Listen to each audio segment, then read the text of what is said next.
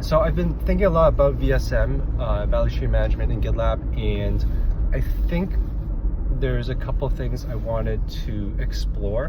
One of them is this concept of concurrent DevOps versus a linear concept of DevOps, which I think there's some tension inside GitLab and how we implement things and think about things. I think it applies to VSM, so I wanted to talk about it in this video and introduce maybe a new way to do VSM that we haven't designed currently.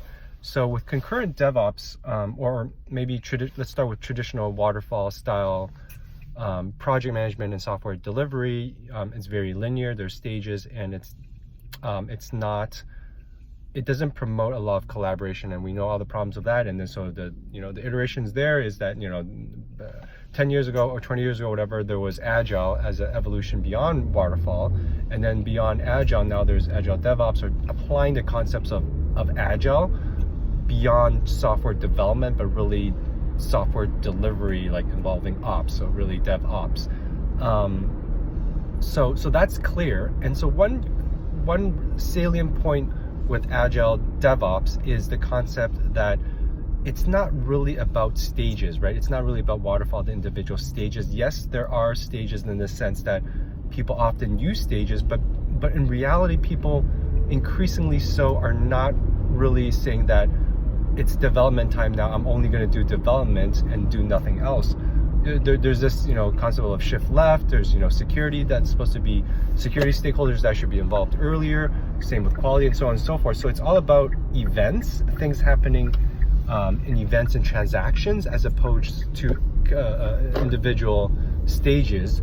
And so I think that's how the concept of concurrent DevOps, as we product market it at GitLab, for example, I'm pretty sure we have a concurrent DevOps page to explain that that makes sense. And so for GitLab, we can do concurrent DevOps because everybody can participate in an issue, people can comment and merge requests. And so the UI, the features promote concurrent DevOps in the sense that there's nothing blocking people from participating. So I want to start off the bat with saying that there's a concept of concurrent DevOps versus linear software delivery. How this applies to VSM is that VSM as a concept really evolves from the linear waterfall style more so than the Agile concept. And so with VSM, it's all about reducing waste, characterizing your stages, and coming from lean manufacturing, where in that scenario you've modeled your process into distinct mutually exclusive stages, and you need to get through those stages one by one. And then from there you look at each individual stage and say, where can I improve? Where is there waste in between each individual stage? So that is great in manufacturing. I can presume I'm not expert in manufacturing, but it doesn't really make sense in software because of what we just said with concurrency. And so why I don't think VSM should, I mean, in looking at what analysts say, they're modeling VSM after that lean manufacturing type of concept. I think we as GitLab can do better. So that's where it's exciting. So VSM, breaking it down, there's two pieces. So one piece I'm not proposing that we change. One piece I am proposing we change. The first piece is the outside the box, the black box concept of you just want to compress the cycle time. So cycle time, lead time, for the purpose of this conversation, is more or less the same. It's the end-to-end time of software delivery. Lead time could include the time that you have to wait for a customer or internal stakeholder requests a feature, and then from there to actually software delivered. That's the entire thing is lead time, but cycle time is a subset of that. So why that's relevant, or that black box is relevant in this discussion, is that is not going to change, because there's a direct correlation between software delivery, compressing that time, to better business outcomes. Because the past 20-30 years of software innovation has demonstrated to us that's how you win at business. Just quick, small, compressed cycle times, allowing customers to realize their business value earlier and more often and frequently, and so you can get feedback, the flywheel spins, so on and so forth. So that is not going to change. What will change, or what I'm proposing in this video, is inside the black box. Inside the black box, what it should do is help change outside the black box, or put it another way, it doesn't really matter what happens inside the black box if the black box is being compressed in time, right? Because that ultimately, that's what delivers business value. It doesn't really matter if the thing inside is super slow or inefficient if the black box itself is compressed. And so what I argue is that we have to design the inside of the black box in a way that actually helps users compress cycle time. It should help that. And so what I'm saying is that up to now, what we have modeled VSM is said, okay, let's model the black box. And the way we model the black box is we just chop it up into linear stages. And we just said that that's not the future of DevOps. Chopping into linear stages is not how we work now. That's not how we work in the future. GitLab doesn't even work like that because we barely have in dev and in review, but everybody works in transaction and events in a concurrent fashion. So what I argue is that with VSM, instead of designing features in the black box to show individual stages and tie it closely to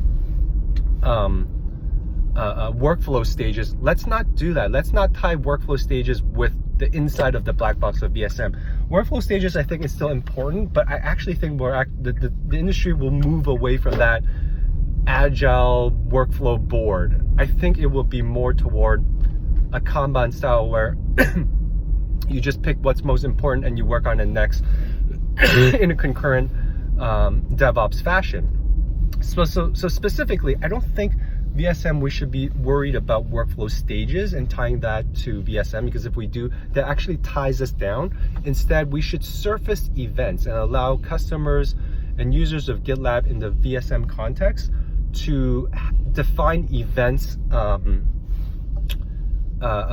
inside their VSM framework. So I'll give you some specific examples to say that right now, when you have developers checking in code, making commits, those are events. When you have business stakeholders commenting on issues throughout the cycle of an issue being turned into a merge request and being developed and shipped, those are all events because the product stakeholder, the business owner is participating. Those are events. Security stakeholder reviewing it early on, reviewing it later, same with quality, so on and so whether these are human events, computer events, these are all point in time events that GitLab can log and surface to the user.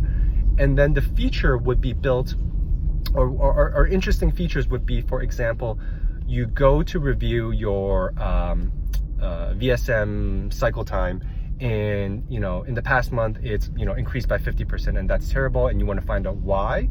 And then so you look at your statistics of those events and you see, oh, because we introduced this new security process and we had security stakeholders review the code late in the game, so then there's the statistics of the events in your UI. Maybe there's a scatter plot in time, whatever, and you see all these security review stakeholder events happening toward the end of the life cycle of each issue being implemented. And then there's also these events associated with rework. Maybe we can figure something out there to log that event. And so there's this high correlation of a bad security process because they're doing everything at the last moment, causing a lot of rework. And so GitLab would be able to tell you that based on those logged events. And therefore, you as a team would know, okay, so we're violating a best practice by not involving security stakeholders earlier in the life cycle, and let's do that. And so the next sprint they do that, they change their process, they tweak it, so security stakeholders are involved early on, and then rightfully so, the development times reduce because there's less rework, and then you see a drop in cycle time, which is the desired outcome. So that's the approach I want to take with VSM, to avoid, instead of modeling individual stages that are mutually exclusive in time, which doesn't even make sense, let's focus on events instead, and see what we can explore. I just had this great idea. I wanted to log in on a video. I'm gonna document some ideas and maybe some visuals to really hammer home the idea, but I wanted to record this video and get it out there and get everybody's feedback as soon as possible. So please comment on the issue in which this video will be attached to. Thank you.